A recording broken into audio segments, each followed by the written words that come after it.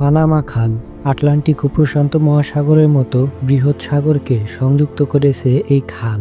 সিঁড়ি আকৃতির এই খালের সাহায্যে পাহাড়ে 85 ফিট ওপর দিয়ে চলে জাহাজ।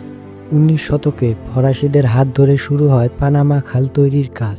তখন ব্যর্থ হলেও 20 শতকের শুরুর দিকে আসে সফলতা। 1881 সালে পানামার বুকে খালটি খননের কাজ শুরু করে ফ্রান্স। ফরাসিরা প্রথমে ভেবেছিল পাহাড় কেটে সমতল করে তারপর খনন করা হবে খাল, কিন্তু ভারী বৃষ্টি, মহামারী ও আর্দ্রতার কারণে তখন খালটি খনন করা সম্ভব হয় না। $287 মিলিয়ন খরচ করে ফ্রান্স পরবর্তীতে তার লসে যুক্তরাষ্ট্রের কাছে মাত্র $40 মিলিয়ন বিক্রি করে দেয়। 1904 সালে মার্কিনীদের দায়িত্বে শুরু হয় পানামা খাল খননের কাজ। খাল খননের পরিবর্তে জাহাজকে কিভাবে পাহাড়ের ওপরে ওঠানো যায় তা নিয়ে ভাবতে থাকে প্রকৌশলীরা। 1914 সালে শেষ হয় প্রায় 77 কিলোমিটার দৈর্ঘ্যের ও 300 থেকে 500 ফুট প্রস্থের এই খালের খনন কাজ।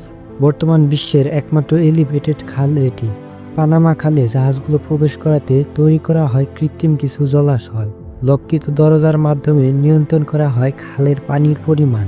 পানামা খাল প্রকল্পের একটি গুরুত্বপূর্ণ নির্মাণ ছিল গাতুন লেক।